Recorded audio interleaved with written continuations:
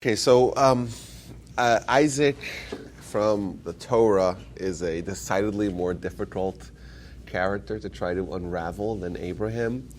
If you look at kind of the contrast between the stories of Abraham, a lot of epic stories, and a lot of drama. You open up the Midrash, you find even more. With Isaac, you don't really find almost anything. It's very, very, very little, very scant details. And all the stories that he's participating, he's almost like a secondary character. For example, if you look at the story of the binding of Isaac, so the anecdotes Yitzchak, if you look at it from the Torah's perspective, it's Abraham's test. The Almighty tells him, go sacrifice your son for me, and it's a big test for him, and he has to take his son, and he has to sacrifice him, and at the last minute, the 90th minute, he gets a reprieve, and it's just, wow, Abraham and his dedication to mission. But Isaac is also a player, and in fact, Isaac was one who was willingly going, despite the fact that his father was going to execute him. And he must have also had this tremendous belief and dedication to mission, yet it's presented as Abraham's story from his perspective, his timeline, and his vantage point, and he's the hero. So even in the story that would be, I think, emblematic of Isaac's greatness, it's known as the story of Abraham. Additionally, the other major stories that we have the story of the wells, very bizarre intercession, where we're talking about Isaac, and he had two kids, and then we have this long narrative about him digging wells, and the wells being filled up, and it's very bizarre. It seems a little bit out of place. And the last major episode that we find with Isaac is the story of the blessings, which, of course, Isaac seems to be removed from. It's more the activities of Jacob and Esau, and, of course, Rebekah as well. So I think before we even get started, we have to realize that there's something different about Isaac, and we're going to try to understand what that is. Why is it so mysterious? What is his role exactly? And of course, there's a few questions as well that are fundamental questions, because the Torah seems to present Isaac not just in shrouding his story, but also it seems like it downplays his accomplishments, and it amplifies his failures or perceived failures. As an example, we're told that Isaac and Rebekah have two children, two sons, twins, that are remarkably different. You know, Jacob is the studious one, he's the pious one, he sits in the tent. And Esau, he's the one who's out, he's a hunter, he's very earthly, and he's the one who's involved in everything besides for the spiritual pursuits. And Rebekah she loves Jacob. And the Torah says is that Isaac loved Esau because Esau made him delicious food. Now, for the Torah to say that someone liked someone, especially someone who we know is called in Jewish literature as Esau HaRasha, Esau the wicked. It's almost like a Russian, like Ivan the Terrible. He's called Esau the Terrible. That's what he's called. And to tell us that Isaac loved Esau because he made him delicious food, it's very, very biting and harsh criticism. And the question is, so what is he? Was he someone who was just taken by the food that Esau made? It seems to be very, very strange, especially because we know, Isaac is one of our forefathers. Yeah, it's usually a woman that's attributed to the way to a man's heart is through his stomach. So if it's a man. Yeah, but to say someone who's a titan, a giant, one of our forefathers, one of the individuals that is building the spiritual nature of our nation that exists till today, is someone who is confused, that he mistakes, Isaac as being Esau as being righteous, and he's biased because Esau makes him food. It's a very harsh criticism. Maybe it is that he recognizes something in his son that he does not find within himself. Well, but the question is what it is. So you're giving a solution. I think the question is one to appreciate just whatever the answer is. There's a lot of attempts to try to answer this question, but this is a fundamental theme throughout the story of Isaac, is that fundamental theme throughout humanity. fair, but Abraham, Isaac, and Jacob are put on a pedestal as being the forebearers of our nation and the builders of our nation. And the fact that the Torah goes out of its way to point out flaws or perceived flaws in his character is of note. Additionally, another critical insight is that it never compliments Isaac. Never. Torah never compliments him. Whenever it discusses, when the Almighty makes a promise to Isaac, like he makes to Jacob and to Abraham before him, it always highlights the fact, because Abraham is so dedicated and because he's so committed and because he gave up so much, that's why he gets X, Y, and Z. Whenever it says that about Isaac, it says because of Abraham.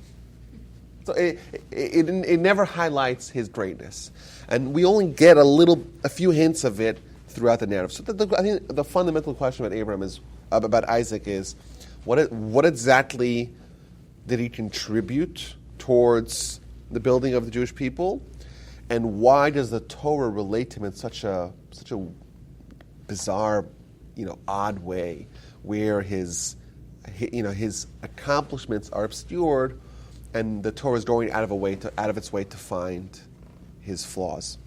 You may even get in this, but I was thinking about this too, that Abraham's name was changed by God. Jacob's name was changed to Israel, but Isaac's was the only one whose name didn't change. Yes, so there's this idea of Isaac being very static. So there's another example. We're told that Abraham was born in Ur Kasdim, he went to Haran, and then he went to Israel, but when he was Israel, he went to Egypt for a little bit and went back. Jacob, of course, is born in Israel, but then he descends to Egypt. Isaac is born in Israel and never leaves Israel. In fact, when he wants to leave, one episode that we were told about briefly, he wants to leave because there's a famine, and the Almighty says, no, you have to stay here. You can't leave. Isaac was never allowed to leave Israel. So there is this idea of Isaac being static, whereas Abraham and Jacob are dynamic. And I think that plays into the bigger picture of what his role is exactly. So I think the fact that his name wasn't changed, is along those same lines. Now I want to go back to Abraham a little bit, because the idea of the binding of Isaac, I think it's obviously germane to our subject. We didn't really get to it last week. The idea of a test is a critical theme in the story of Abraham. Like we mentioned last week, he was given 10 tests, and the last test was the binding of Isaac. Now, we're of course told about this in detail in Abraham's storyline, and that, of course, has relevance to us, because whatever Abraham, Isaac, and Jacob did relates to us as well. This is an overall theme in Genesis, and that is that it's called in Hebrew Ma'aseh Avot Siman Labanim. The activities of the fathers is a guiding light for the children. Everything that Abraham, Isaac, and did and they accomplished became built into the spiritual fabric of our nation. The Talmud tells us that whoever is not by Shanim Rachmanim Gomlei Chasadim, this is from the book of Yevamos 69a, whoever is, it was popularized recently by a song, but very interesting idea. Whoever is not by Shanim, which means bashful, Rachmanim is merciful, and Gomlei Chasadim is benevolent, is not a descendant of Abraham. It means if you see someone who is cruel, just this week, we had a terrible tragedy in Israel. It's a bunch of terrible tragedies in Israel. But there was a 17-year-old terrorist, Arab terrorist, who climbed a security fence in a Jewish settlement, broke into a house, and stabbed to death a 13-year-old girl in her sleep. In a room with other kids. Now, that heinous cruelty is not possible for the Jewish people. We can't do that. We could be bad people. We could be in violation of multiple SEC regulations. We could do a lot of terrible things, but cruelty is not one of them. Could you make an argument that the assassin of Rabin was No. Listen, not, we had not- bad people, not of course. quite that morbid, but Of course, but still, like to stab an innocent child in their sleep. that sounds a lot worse. Yeah. We talked about even if you know someone is going to be evil, you would wake them up at least give them a chance, right? It's unfathomable cruelty, barbarism. It's unfathomable. Just a bloodlust that we don't have. We don't have that. When we go into war, sometimes in war people die, and it's terrible. But to us, we don't relish that. We don't look for innocent casualties. But the idea of someone could stab an innocent child in the middle of the sleep is something that's unthinkable for us. And you have these barbarians, these animals, and they're heroes. It's just unbelievable how two people living in close proximity to each other can be so different innately. And we're told in the Talmud that if someone is cruel, if someone doesn't have the quality of mercy, they're not Jewish, which is interesting. How do we know? Maybe they are Jewish. The answer is that we go back to Abraham, Isaac, and Jacob. They're building the nation from the ground up, from the internal spiritual makeup of the people. If people are not like that, then they're obviously not from Abraham, Isaac, and Jacob. So I don't remember how we got to this, but so the tests of Abraham are very relevant to us, because if you examine the tests of Abraham one by one, you'll notice that each test represents a different quality of the Jewish spiritual makeup and the Jewish tests that we've had and we've withstood throughout history. Now, Isaac's the same way. Isaac is not highlighted in the Torah, but you look at Isaac. Imagine your dad's walking with you. We're going on a little spatzia. We're going on a hike. So we have your dad and you, your half-brother Ishmael, and Abraham's assistant, Eliezer. You have a donkey, and we're going for a trip. Right? How nice. It's the summer. This is what we do.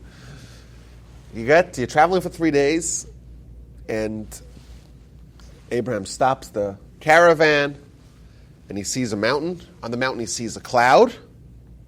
And he asks Isaac, do you see the cloud? Or do you see what I see? He says, yeah, I see what you see. He asks Ishmael, do you see what I see? No, what do you see? I just see a mountain. He asks Eliezer, do you see what I see? No, he doesn't know. Yeah, no, I don't. I tell you, you guys stay here with a donkey. We're going to go. Now, how old is Isaac? Isaac's 37 years old at the time. 37. Yes. Now, they go up, they take some provisions with them. Take a bunch of wood, take a really long, sharp knife, and they head up. And halfway up, Isaac says, Dad, wait a minute, slow down. We're going up there to do some sort of ritual, some sort of sacrifice, but I don't see any animal. And Abraham tells him, he says, yeah, the Almighty will show us the animal. Wink, wink, wink.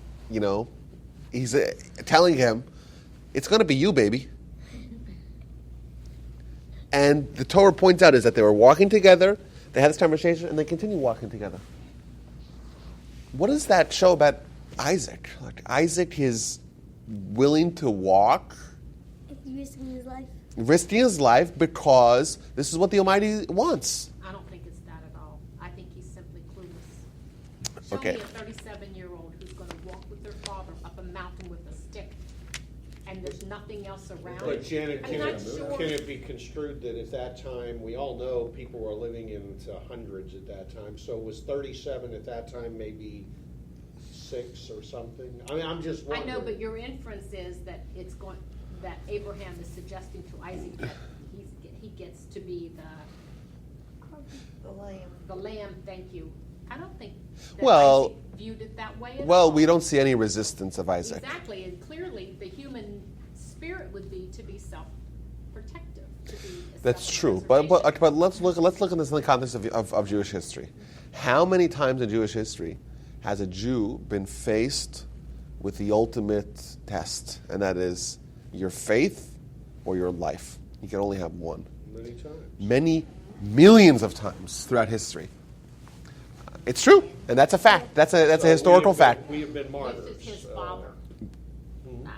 Whatever it is, the historical fact is that that's been a constant, with the exception of the last 100 years.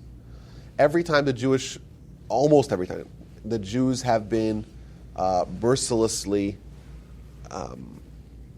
various degrees of abuse and torture and slaughter. They've been presented with the option: you to convert, you become a Muslim, you're good; you become a Christian, you're good; you get baptized, you're okay. And invariably, I'm sorry? There isn't any other example in Torah of a sacrifice of a human. No. And this is also, There's only one. This is the only one, and it didn't even go through. But what we do see is that Isaac was presented with the same choice. Remember, his dad is old at the time. If he could have overpowered his dad and escaped.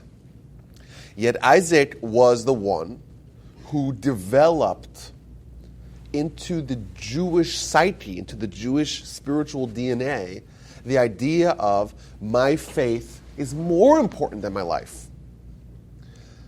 And that is a tremendous idea. Like that insight is like, of course, we have this instinct of self-preservation. All humans do. But the Jews innately have a certain commitment to our faith that supersedes our life. And we find countless examples of Jews in entire communities wherein they were faced with this terrible, terrible choice, and they opted to give up their lives for God. Where did that come from? Huh? Well, Masada's one example, but Masada's one example that's a glorified example. God put it in us. It comes from Abraham, I guess. But we look at Isaac. Isaac was the first one who was willing to die in martyrdom for God. And you know what? That, even though it didn't go through, but that spiritual achievement accrued to Rabbi Akiva, exactly. Rabbi Akiva said, I'm studying Torah. That's right. I'm studying Torah, even though the Romans say whoever studies Torah gets executed. And you know what? He did. He got executed. But he was joyous because he did what Isaac implanted in us, and that is to give up our lives for God. He knows his namesake. That's right. And that, I think, is a very remarkable idea. But the idea in general is when we look at our forefathers, and what it teaches us is, that's a constant. Now, before Abraham dies, so he actually marries a woman named Keturah. After Sarah died, he marries a woman, Keturah. That Keturah actually happens to be the same Hagar, but the Keturah is a nickname for various reasons. And he has a bunch more kids with her. This is at the end of Chayesara, of the Torah portion called Chayesara. But there's a critical sentence here. This is chapter 25. Abraham proceeded and took a wife whose name was Keturah. And he had a bunch of kids, Zimran, right, Yatshan, Maddan, Midian, all these kids he had, etc. And then it says as follows, very important sentence here. Verse 5. Abraham gave all that he had to Isaac. But to the concubine children who Abraham gave gifts. So Abraham is making his estate plan. And Abraham was someone who was remarkably accomplished in every area of life. He was very wealthy. He was a leader of multiple nations. He was a visionary. He was a statesman. He was a big name. When he divvied up his legacy, he gave everything to Isaac. Now, but he gave other things to the other kids. What did he give to them? Well, he gave them other things, but what that is a big question. But his legacy passes on to Isaac. Now that thing that he gave to Isaac is what is known as the blessing of Abraham. We're going to revisit this again. Abraham's blessing, what Abraham stands alone, he's unique. His role in history, everything that's Abraham, everything that Abraham represents, he gave to Isaac. Of course, there were other things that he gave to other kids. But what is uniquely Abraham's, he gave to Isaac. So what does that mean? It means to be the forebearer of the nation that is going to ultimately complete what Abraham began. Indeed, the other nations demonstrate a lot of Abrahamic qualities to them, but they're not the Abrahamic nation. They don't have the blessing of Abraham. They're not going to have the land of Israel, for example. That's always linked with the blessing of Abraham. Multiple times, Abraham's told, your kids will have this land. This is the blessing of Abraham. And that was given to Isaac. And that's a very important point to remember, to try to unpack the problems that we're going to encounter with Isaac, especially vis-a-vis his relationship with his two sons. Because if you actually look at the verses very critically, it's abundantly clear that Isaac never intended to give Esau the blessing of Abraham. He never intended to give that to Esau. What he intended to give to Esau was something entirely different, and Jacob managed to get both blessings with some trickery. And from help from his mama, some insight. Okay, so let's go through the story of Isaac and Rebekah. So we start off with Isaac, and he is also an interesting little vignette, tidbit about Isaac, is that he's the first to have a circumcision at 8 days. The Torah goes out of its way to point that out, which is an interesting. It's like this is the mitzvah that's emblematic of the Jewish nation, and he was the first one to get that at 8 days. So Abraham had it as an adult, obviously, right? Yes. Okay. Was it? We talked about that one time. Oh, I don't recall that. I might have missed that. Right, Abraham was 99 when he had his circumcision, his breast. No anesthetic at that time.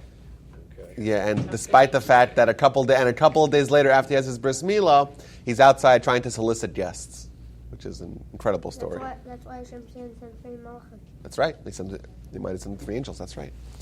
Okay, so the next thing we find out about Isaac is that he was weaned. So we assume he's 2 or 3 years old. He's weaned, and then Abraham makes a big party.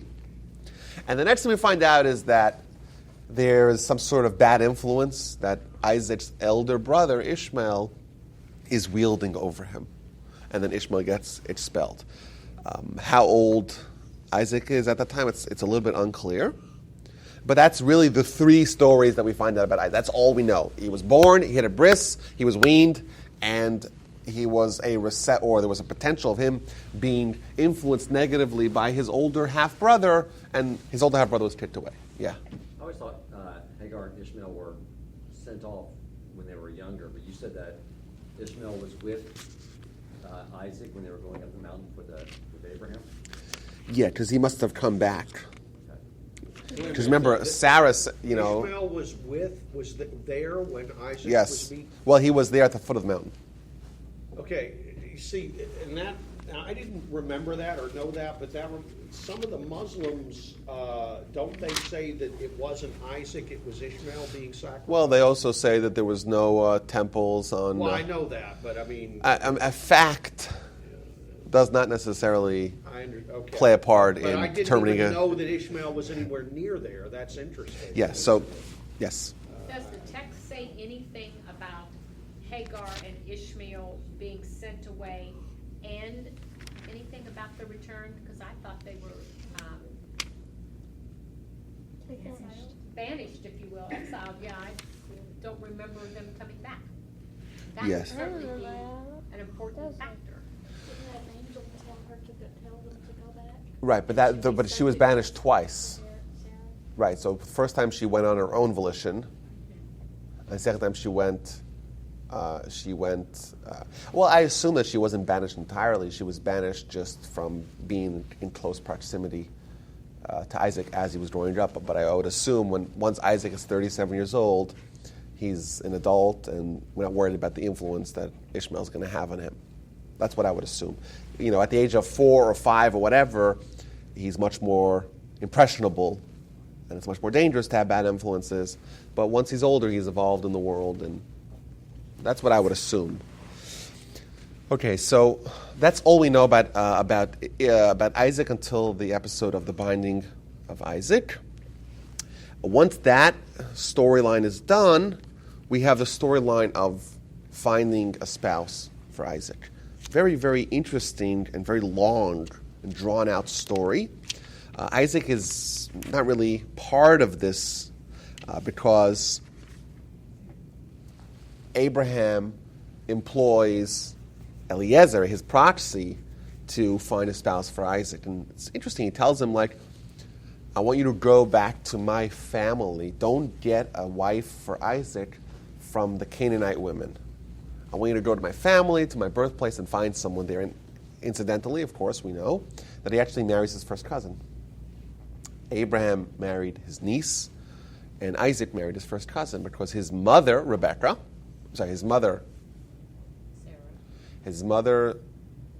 slow down, how do we do this?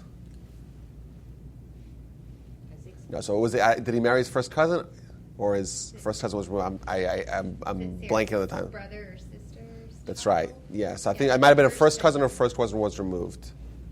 Either way, he marries his cousin. Of course, Jacob's also going to marry his cousin, because Jacob's mother Rebekah, her brother Laban's daughters are Rachel and Leah. So there's this idea of Abraham was very wary of who his son is going to marry, and who, of course, that played a part in determining who Jacob's going to marry. Both Abraham and Isaac tell their kids not to marry Canaanite women and to go back to their family and find someone, which is an interesting idea. Now, Eliezer heads to find a spouse. He ends up at the well, not the first well we're going to see, not the last well we're going to see today. And he makes this plan of action. He has this prayer. He tells the Almighty, I want you to find me a spouse for Isaac, and I'm going to devise this test to determine the worthiness of a potential spouse. What's the test?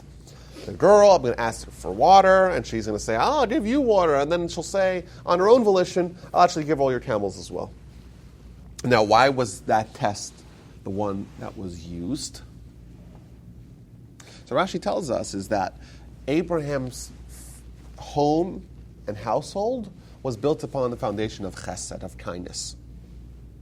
Thus, if this woman, if this girl, who's going to be Rebekah, of course, if she demonstrates the quality of kindness, then she's worthy to be in Abraham's house and marry Isaac and to have continuity to that ideal.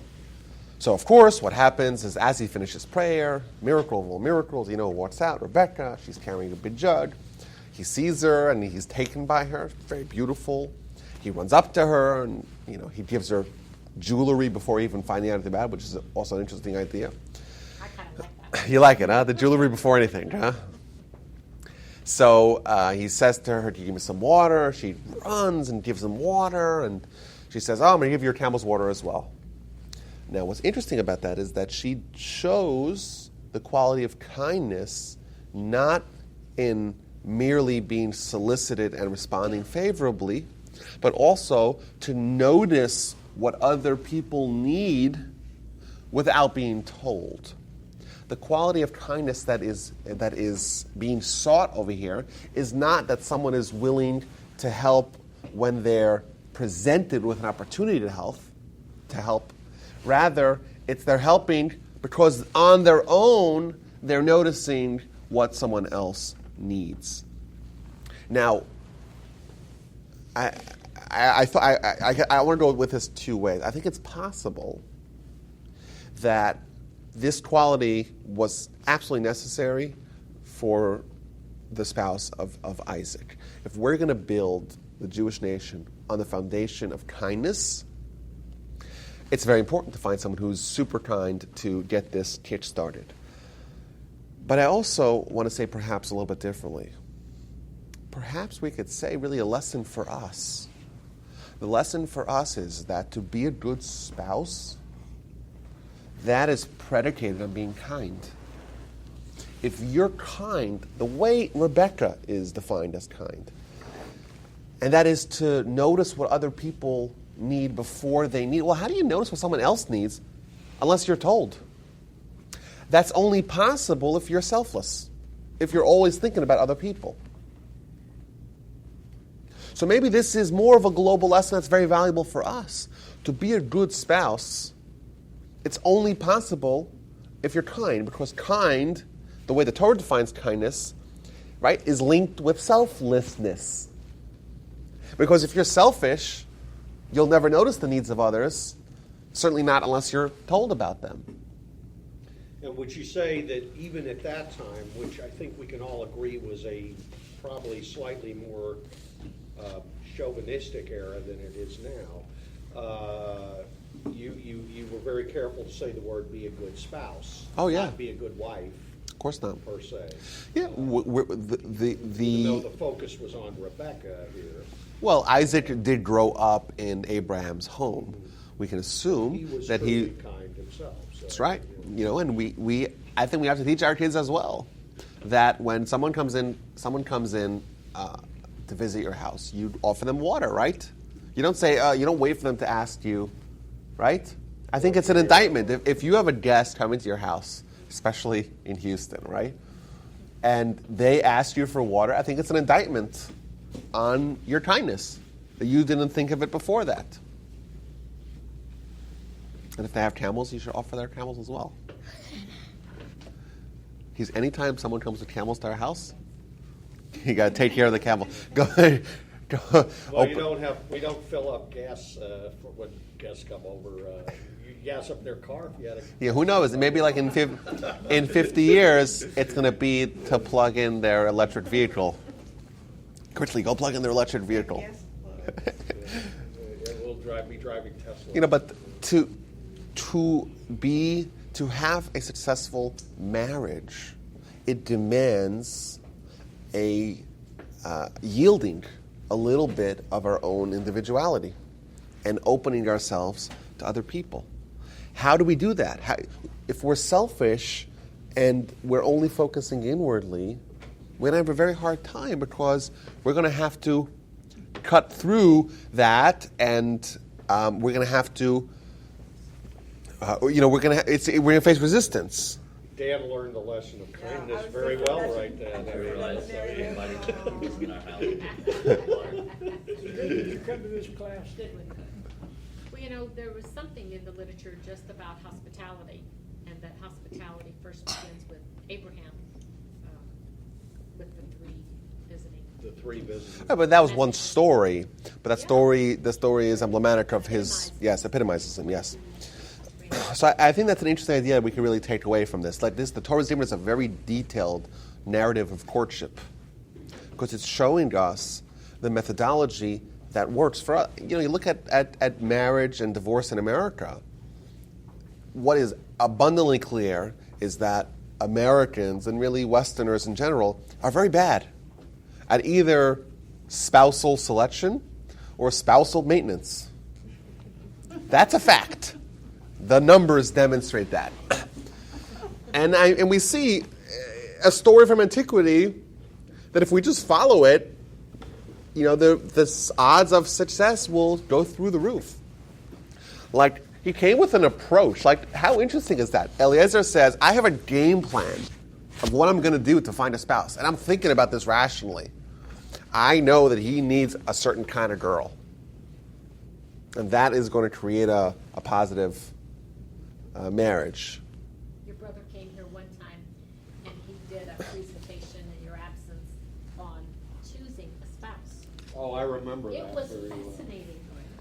I remember that. That was his process, if you will, was quite different. very old school. It was, Well, is it? But the question is old school is typically viewed as being worse than the new age. But No, It was just really different. Right, but what is, I think we have to all agree is that whatever we're doing collectively as a society, it's bad because it doesn't work. Like if there's any other area where there was such regression, we would say, let's try to fix this. And somehow people are like, no, we don't want to go to old school. But old school actually works and it makes sense. It's logical to say,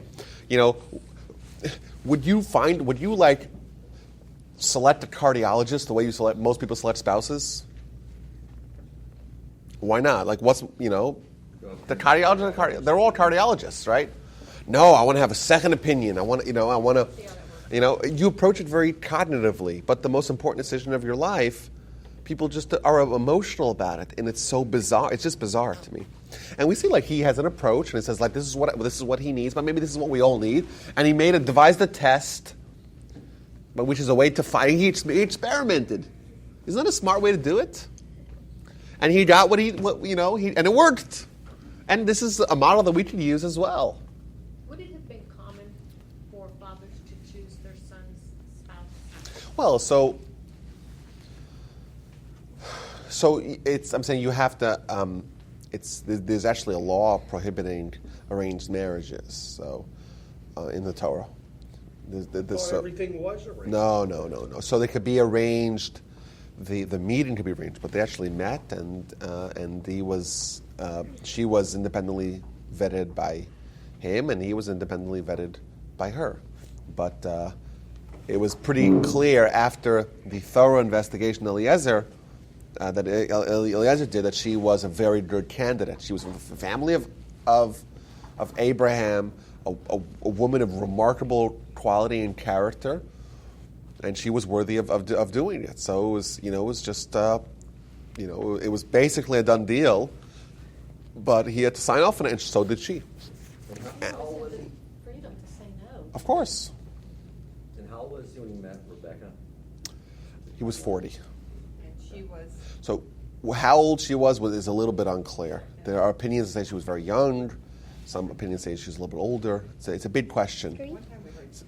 Yes, so there is a tradition that says that she was 3, Yeah. which is young. 3. There is a tradition that says that she was 3. Other opinions say she was We 13. know she wasn't 3. No 3-year-old is going to water horse or camels. Well, she was remarkable, right? The years were different at that time. Of course, that's pretty. Yeah, you could be. Well, this is a discussion of how old she was, because there are. Had to be of sound judgment. Well, Rebecca is obviously somebody who is mature beyond her years, regardless of was she 3, was she 13, was she but she was a woman that from day one was destined for greatness. That's clear. Muhammad look a little better if Sarah, because he supposedly had 7-year-olds, but He liked them young, I no? don't think she was 3. Well, either way, there's a discussion about that. It's not so clear. Now, what happens when they meet? Also very interesting. So we're told that. So finally, there's a whole negotiation. She agrees to go. Everyone agrees. She agrees to send her off. And this is chapter 24, verse 63. And Isaac went out to pray in the field towards evening. And he raised his eyes and saw, and camels were coming. He sees the caravan coming back. So firstly, it's interesting, the words that the Torah uses to describe Abraham's prayer is lasuach basada, which means to converse with God. This is another hint that we get in the text about Isaac's greatness. And of course, the critical question of why we're only getting hints of it is still we haven't answered that yet. But Isaac is praying in conversation form. When we pray, it's a little bit awkward because we're talking to God, but we cannot see God. So there's an element of faith that's baked into prayer. And that's by design.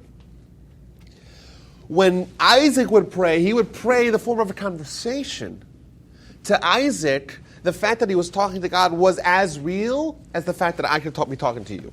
It was a conversation for him. So just that one word of how the Torah describes his prayer, we get a little hint of what his spiritual character was. Now what happens? The procession of camels with Eliezer and his men, and of course Rebekah, is approaching. And Rebekah sees Isaac and she falls off the camel. Which is always a funny first date story, I guess. Now, why does Rebekah fall off the camel? So this is once again another hint of what Isaac was really like. Isaac was someone who was like an angel walking on earth.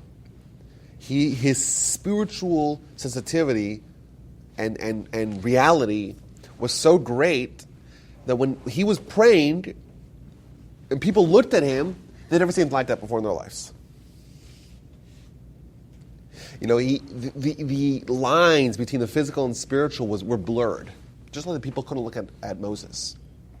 When because he had to put like something in front of his face. He had to put a mask. Right, because right after he came down from Mount Sinai, his face shines like the sun. That's right. But why? Because his neshama was so overwhelming that it just bore through his body. And we see, we're told, Isaac is praying. Rebekah sees him, and she's taken by it, and she's she falls off the camel. My grandfather told a story. He said this interesting story. Before the war, there was an entirely different Jewish world than what emerged after the war. It's just fascinating what changed. But particularly in the yeshiva world, there was two dramatic changes that happened. One good and one fantastic, and one maybe less fantastic. The thing that was fantastic was the fact that before the war, the amount of students in the yeshiva was very small. So if you took all the yeshivas together, there was maybe 1,000 or 2,000 students, all told. Now, in the yeshiva that I went to, one yeshiva, there's 7,000, 8,000 in one yeshiva. And there's maybe 100 or 200,000 yeshiva students, all told. So there's been a tremendous proliferation in numbers. But in quality, there's certainly been a little bit of a dip. Because that's just the way it is. It's a different world, of course. Those are big questions to try to understand. But my grandfather was in yeshiva, and he said he wanted to go visit Reb Baruch Ber Leibowitz, who was a famous Rosh Yeshiva who died in 1939. As you look at 1939, and you see a lot of great Torah personalities that died. It's almost as if the Almighty wanted to spare them from what's going to be this tremendous, inferno. Baruch Ber was one of them. So you actually can see pictures of him today. And my grandfather actually, when he was a student, he wanted to go visit him. It was like a rite of passage almost, to go spend some time with the Baruch Ber. You look at pictures of him, he looks bizarre. But he wouldn't be scared because he had nothing to spare. Yeah. So you look at pictures of him today, and you see there's something different about this. Even in the pictures that we look at today. Yeah, our grandfather, yes. Your great-grandfather, right? You see pictures of him today, and he looks different, but you can't kind of place it. My grandfather says the pictures don't at all tell the story. So he says he went to visit him. They knocked on his door in his house. And him and his friend, they went there for Shabbos. They knocked on his door. They went, And he says that he had his back to the door, and his friend was facing the door. So he saw his friend. And Baruch Ber opened the door. And he sees his friend, just moving backwards, just being taken by the visage of the great rabbi. And he says, you looked at him, and he said, this is someone that is different than the rest of the humans. There's a spiritual presence that you're with that is just different. The pictures don't display that. And you look at a picture of Rabbi Yashiv. Rabbi Yashiv was the unparalleled halachic authority of the past, 30 years. He was someone who was, he died at the age of 103 or something like that. And he was like answering the most complex halakhic questions up to the age of 103. Unbelievable stuff, And it's. I remember reading the newspaper article, like a secular newspaper. It's just so funny how, just ideas that are not used to hearing. So he would have been born in 1836? Who? The rabbi you're... No, Rabbi Saying Yashiv. Rabbi Yashiv died in 2012. So he was born in. Okay. He's born in like I'm 1909 or something like that. You said 19... Right. Well, it's a different rabbi. Okay, I'm sorry. So, how was alive when he died? Yes. So he. So when he was like the leader of the Torah Jewry in Israel, and when he died, they passed it on to his successor was the next generation, right? Well, how old was he? 99. It was like the old guard passed away at 103, and the new guard moved in at 99.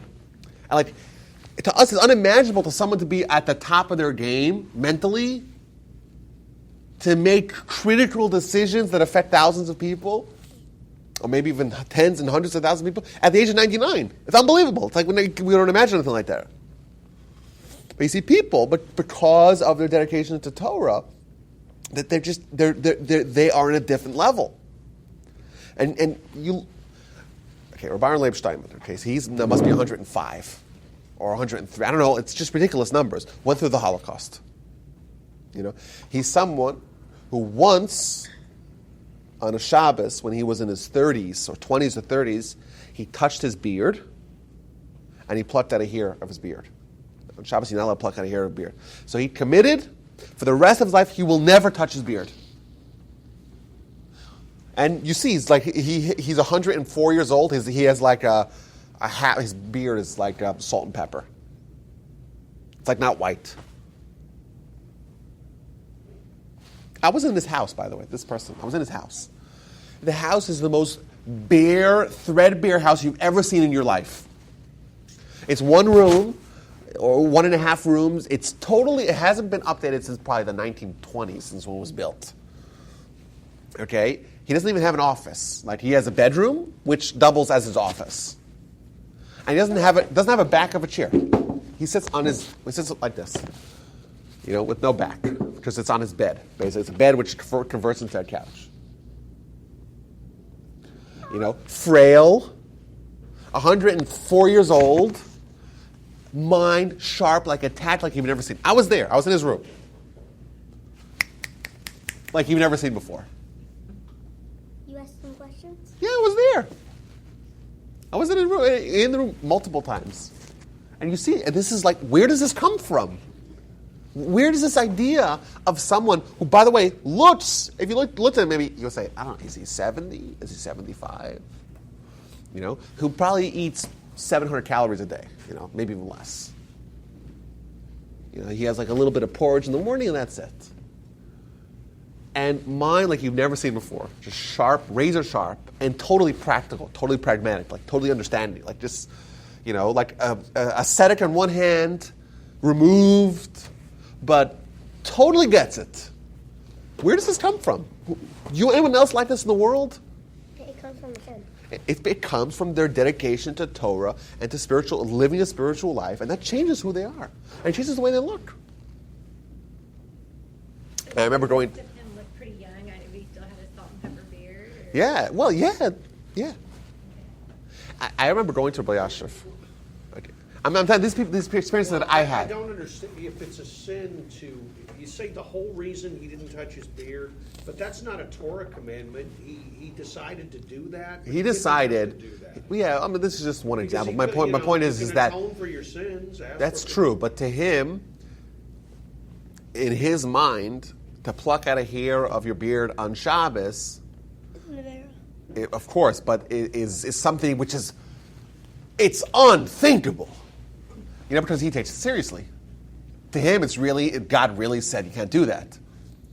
So if he takes it seriously and it's really from God, then if it happens once, you make sure it doesn't happen again, right? It's like the TSA, right? One guy blows up his legs, his shoes, or tries to do it, and everyone, millions of people take off their shoes, right? Why would you do that? Well, because if it's so bad, if it does happen, you got to make sure it doesn't happen. One plane being blown up is so terrible that we have to inconvenience millions of passengers for decades. Gives new meaning to the word splitting hairs, doesn't it? Yeah, exactly. But if you viewed plucking out one hair of your beard on Shabbos as a terrible travesty and a disaster, in those terms, then it would make sense. It only doesn't make sense to us because we don't take it seriously. He must not have sinned in any other way, I guess. Well, I'm saying everyone sins in their own level, Yeah. but the point is that this is a real dedication, and we see. I'm telling you, you could go visit him. You could go visit him, and you see this is people operating with different rules. Like you wonder, do they have the same physiology? Like, how is it possible?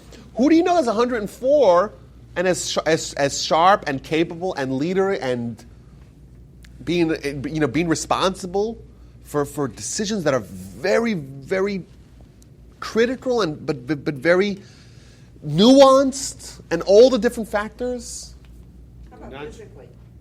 Movement, was he able to Yeah, get around? it's fine. Well, Dr. DeBakey, I think, was well into his 90s operating on people, I think. So, there is precedent for it, but it's very rare, obviously.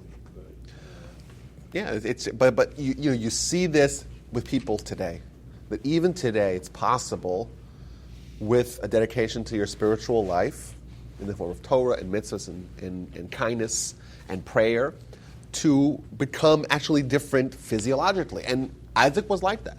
Isaac had a spiritual countenance that Rebecca had never seen before. She sees it and she's just taken aback and she falls off her camel. Now, okay, so what else happens here? So they get married. We're told about their love story. Remember we spoke about it when we spoke about love. And their marriage seems to be going fine. It's just that she's barren, that she's not having any kids. In fact, for 20 years, she didn't have any children. Now, we're told that they prayed to have children. He prayed, she prayed, and the Almighty listened to his prayer, and she conceived. She had a kid? She had twins. Oh, yeah. Now, why would the Almighty listen to his prayer and not to her prayer? Because he was willing to risk her life? Well, but she was also great. She was great. She was great as well. But the Torah stresses that the Almighty, that they both prayed, but the Almighty listened to him. So Rashi asked that question. He says something very interesting, which is also a little bit off-putting, at least initially. Why would the Almighty accept his prayer and not her prayer? Or at least not her prayer to the degree that she would become pregnant because of that. And Rashi says as follows, that the prayer of a tzaddik, of a righteous person, the son of a righteous person, is more potent than the prayer of a righteous person, the son of a wicked person. Right? Rebekah's family, indeed, it was a family of Abraham, but her dad was not anywhere near the character of Abraham.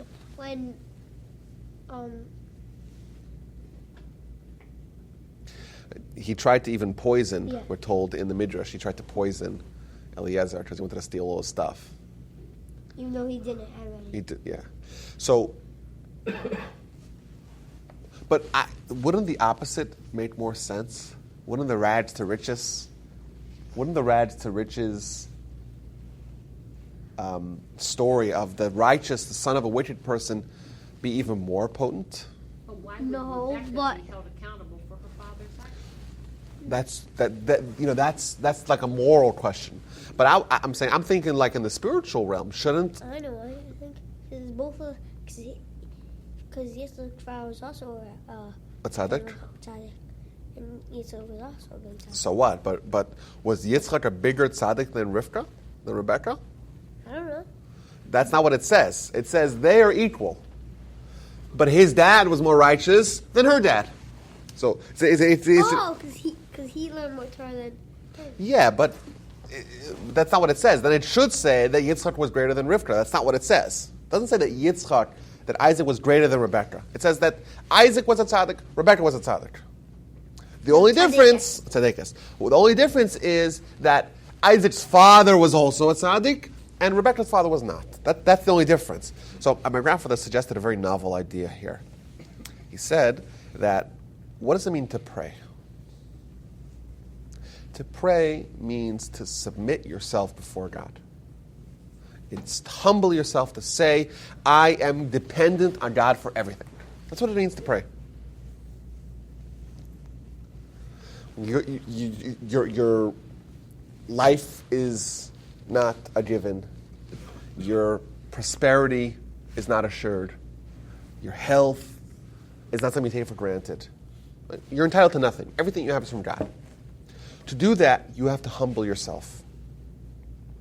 But right, you're in humble. In humble.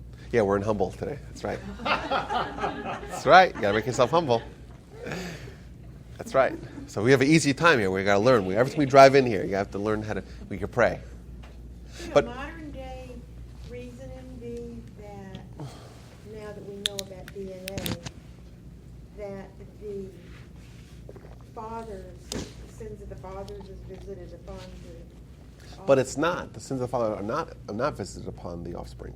But you're just giving an example that Rebecca was not as good as Isaac. Well, that's not what it says. Rebecca was as good as Isaac. That's my point. It's just that their fathers were unequal. Because he had such a close relationship with God, like when she saw him praying, when he was having a conversation. So then Rashi should have told us that he was greater in prayer, but that's not what it says. I know it doesn't, but that would just be my So yeah, I would have said the same thing. So maybe that's a different answer, but I'm trying to, in Rashi, my grandfather suggested that to pray, you have to achieve humility. To achieve humility, you have to achieve humility, right? Who was it easier of Isaac and Rebekah? Which one of them was easier to become humble? Rebekah, because she's like, who am I? Like, I'm not, I don't come from great stock. So therefore, they both achieved the same level of prayer, but Rebekah's path was easier than Isaac's path because her father was wicked. So she had a head start, so to speak. So because her prayer was achieved easier than his was more potent. So ironically, being the righteous, the son of a righteous, makes it even harder to become great in some areas spiritually.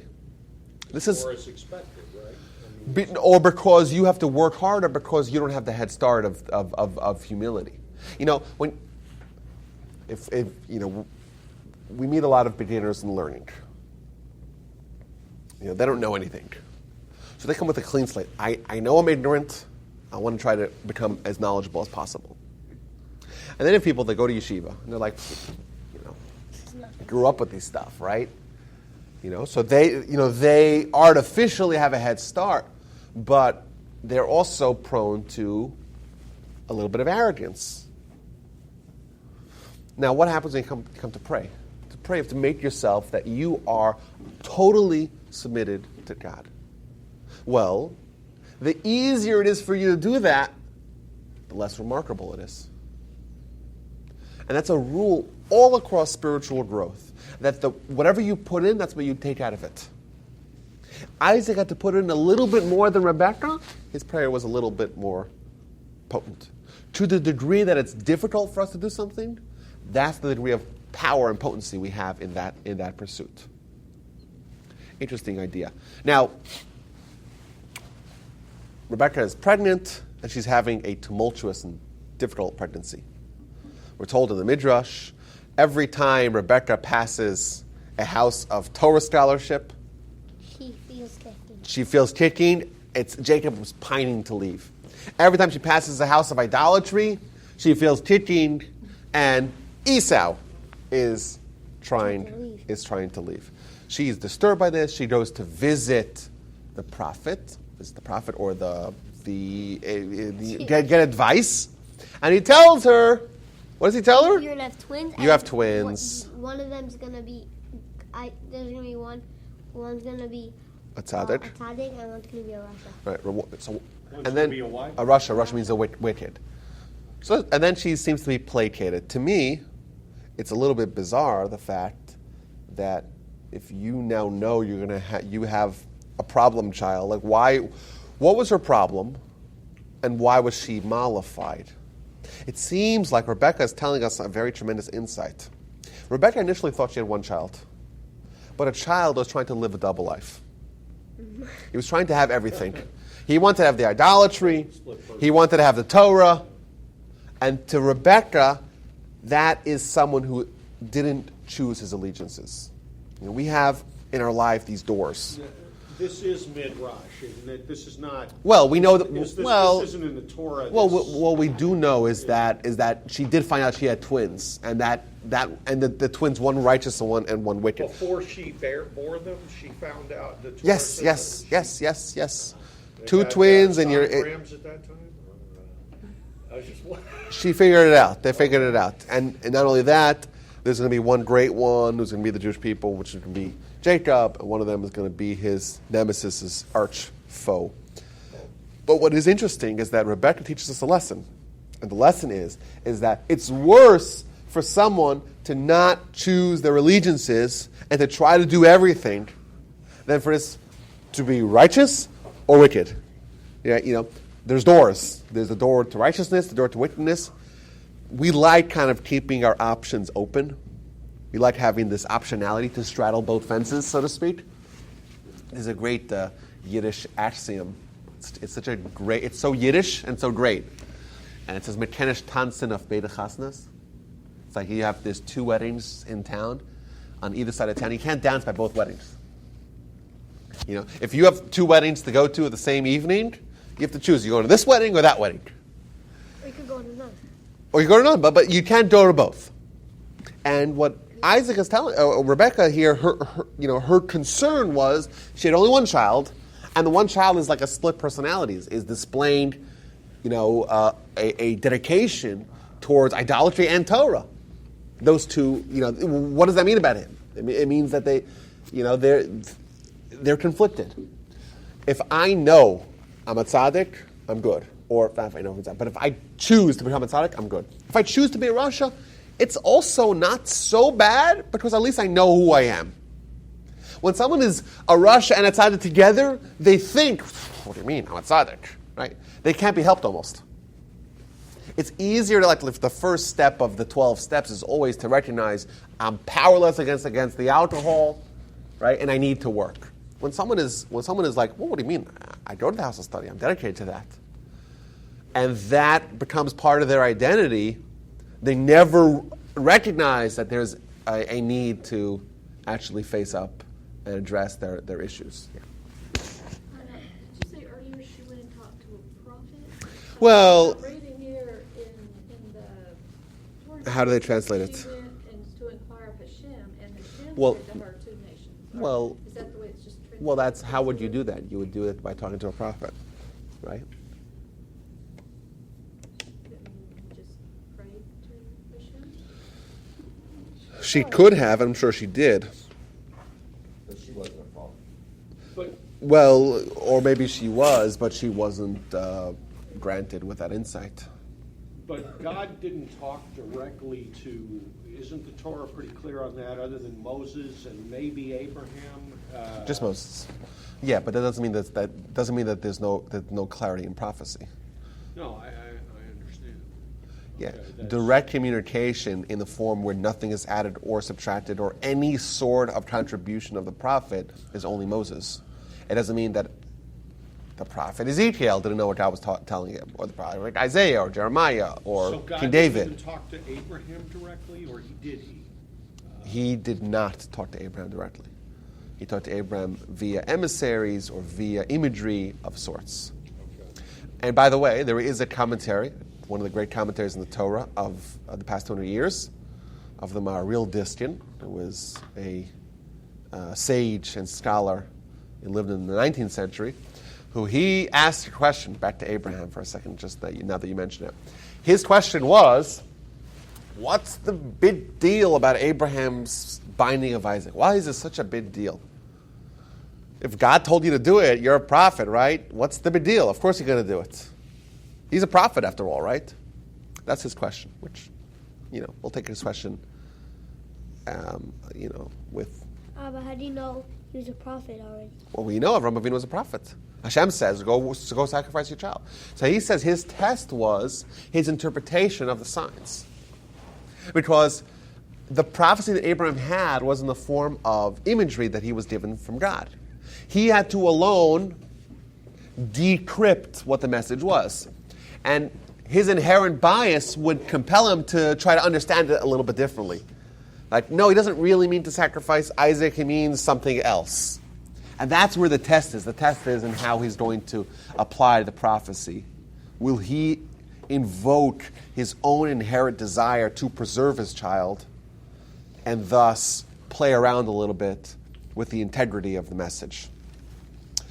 Okay, so now, just quickly here, Isaac wants to leave Israel. He says he's told no. There's the story of the wells. What's going on there is a little bit unclear. I think we could for sure draw two lessons from it. Number one of the dumbest things someone could ever do is to fill a well in the Middle East. The biggest problem you'll face if you're a country or a people in the Middle East is water. And the idea of Isaac digging a well and that being filled in by his enemies is an example of self-destructive Jew hatred. Sometimes the people who are the antagonists of the Jewish people will do things that will injure themselves. But as long as it injures the Jews alone, they're happy. The fact that there is water, plentiful water, in the form of these wells, but they're Isaac's wells, let me torpedo that, even if it means self-destruction. But additionally, we're told that these three wells that are described in Genesis actually are representative of the three temples. And the fact that Isaac is the one with whom the story of these wells and the representation of the holy temples of Jerusalem is told tells us once again the idea that Isaac is representative of something great, even though it's only hinted in the actual text. I want to quickly go through the story of the blessing of the intended blessing for Esau, which ultimately became the blessing for Jacob, because I think our problem with Isaac really reaches a crescendo in this story. First of all, he tells Esau, I want to give you a blessing. Go catch animals for me. And give me a huge rack of ribs. Now, we're told that Isaac wanted to give a blessing, a prophetic blessing, that is guaranteed to be successful. If I say, Shalom Aleichem, you should be blessed, it's valuable to a certain extent. But when Isaac says, you are going to be wealthy and prosperous, it's for sure going to happen. It's true. He wants to achieve prophecy, and that prophetic blessing is guaranteed to happen. But if I asked you, how would you imagine, if I wanted to achieve prophecy, what would be what do I do about it right now? You wouldn't say you go to the restaurant and you order the biggest steak they have, and you order two of them. That's not what you would say. That doesn't seem to be the path to prophecy.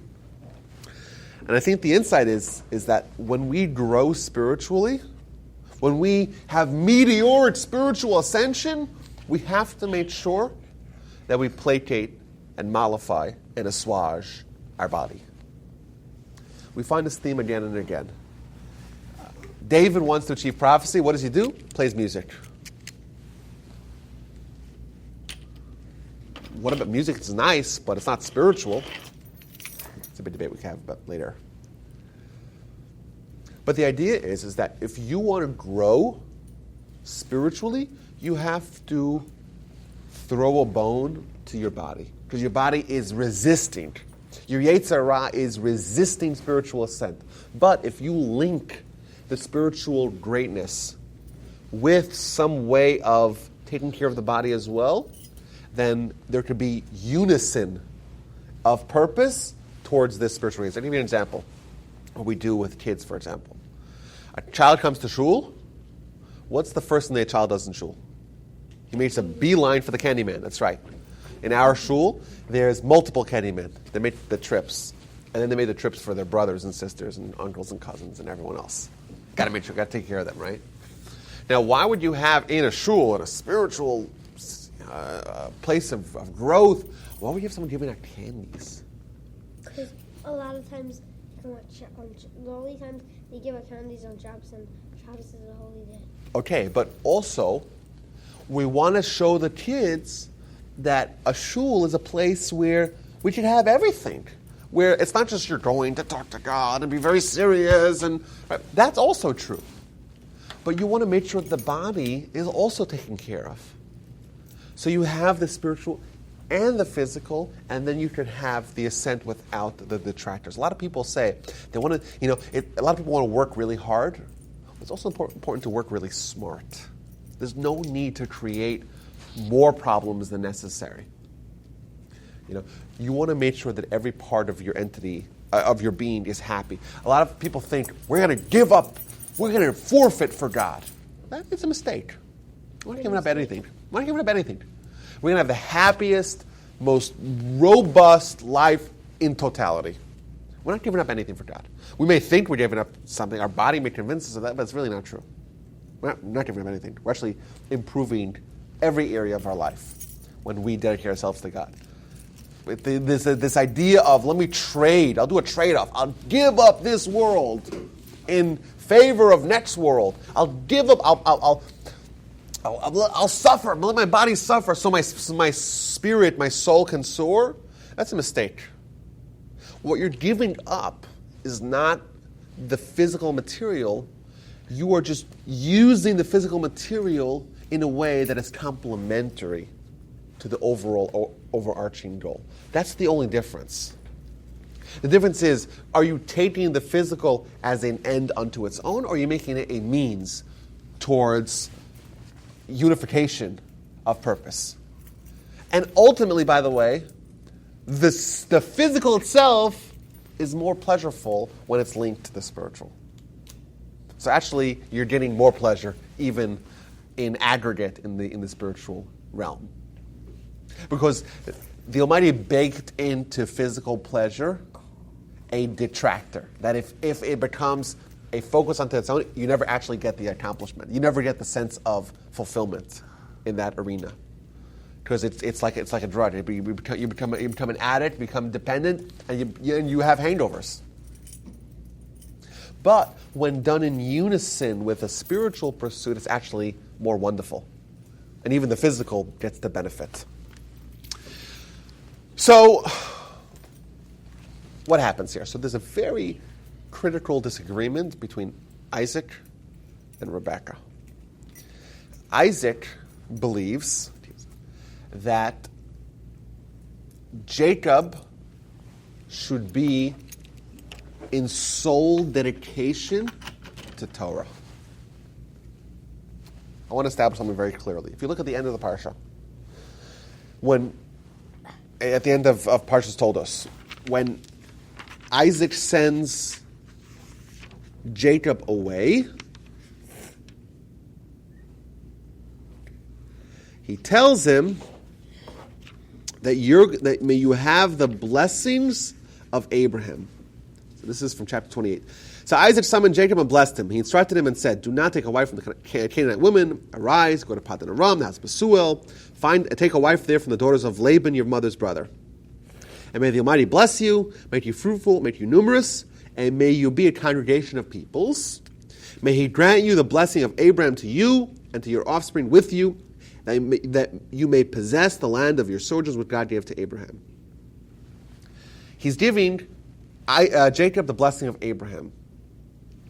So which blessing did he give Jacob when Jacob stole the blessing? Which one was that? He really owned it, but when he kind of stole it? May God give you the dew of the heavens and the fatness of the earth and abundant grain and wine. People will serve you, and regimes will prostrate themselves to you. Be a lord to your kinsmen, and your mother's sons will prostrate themselves to you. Cursed be they who curse you, and blessed be they who bless you. There's no mention of Abraham, no mention of the land of Israel. Isaac intended to give this blessing to Esau. He was tricked into giving it to Jacob. That's But it why, does- but- that's why there was the last test. That's right. Because the Malachim were crying, and the tears went in his eyes. That's and right. It was blind, so That's right. He couldn't didn't know. see. But Oh, yeah. he doesn't mention anything about the blessing of Abraham, land of Israel. None of that's mentioned. And this is what he's giving to Esau. And then when he's aware that Jacob is going away, he gives him the blessing of Abraham. Clearly, Isaac never intended of giving Esau the blessing of Abraham. Never. He was always planning on giving that to Jacob. The only difference was Jacob going to get both blessings, both the spiritual and the physical.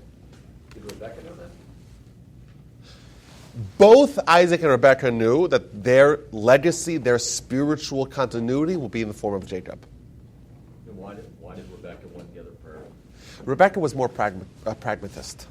Isaac, the theme of Isaac is that he was representative of the attribute of judgment. That's how he's known in Jewish liturgy. That's how he's known in Jewish literature. He's always spoken about it in the attribute of judgment. Now, what that means, it means precision. The Talmud tells us, as an example, if the Almighty only operated with the attribute of judgment, even Abraham, Isaac, and Jacob will not be able to stand the test, the fierceness of God's judgment. Isaac was someone who his quality was the quality of judgment. Therefore, the Torah treats him likewise.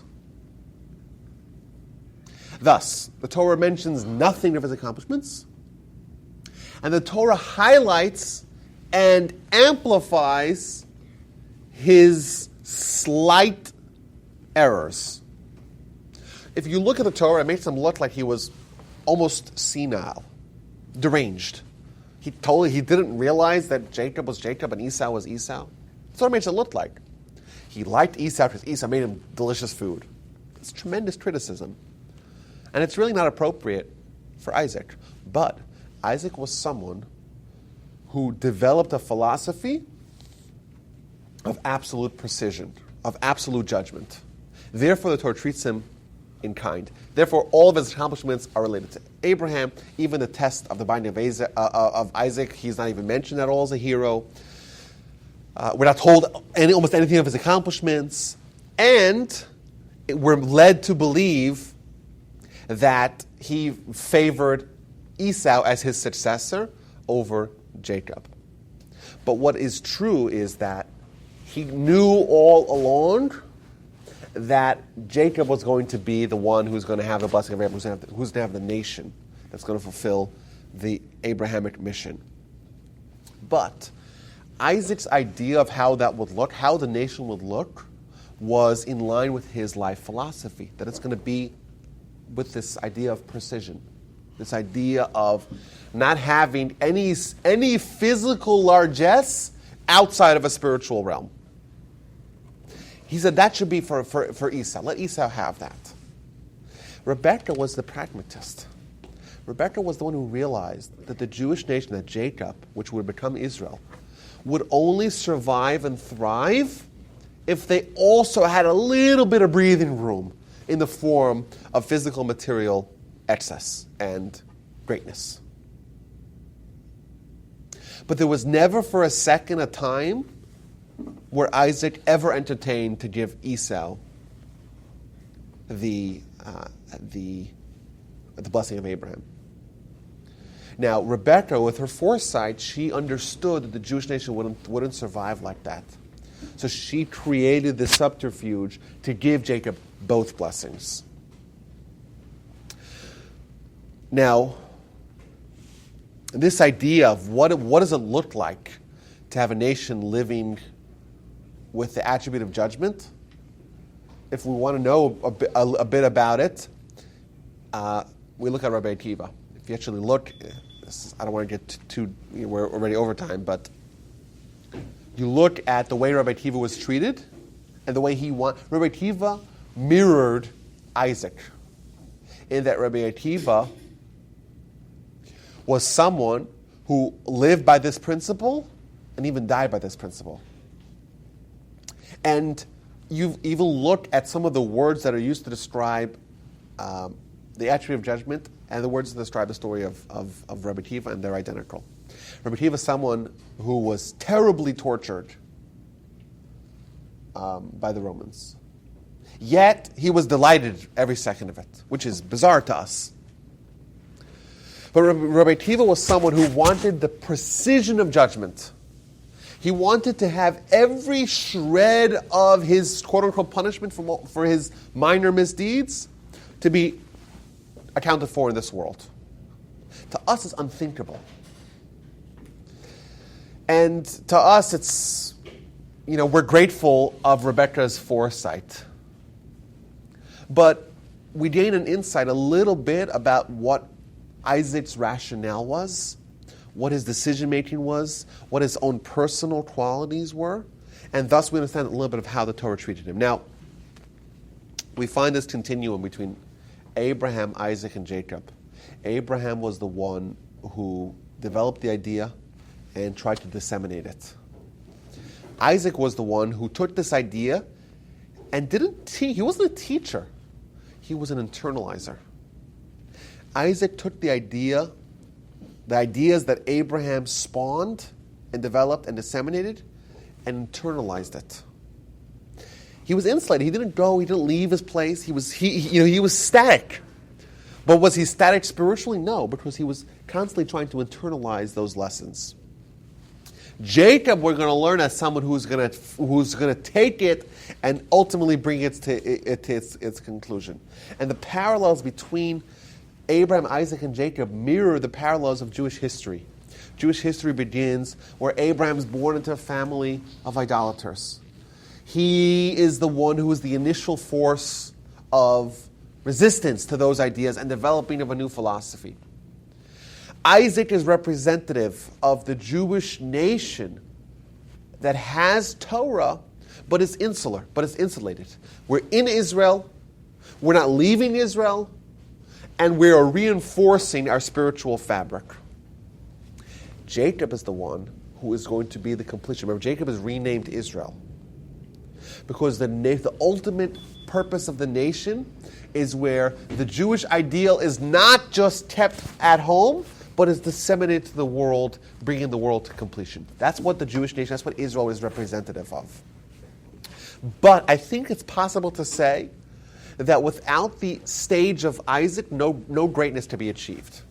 There is this idea, you develop an idea, you have inspiration to want to have an idea, you have to internalize it before you teach it to others, before you actually fulfill the ultimate dream of that idea coming to reality.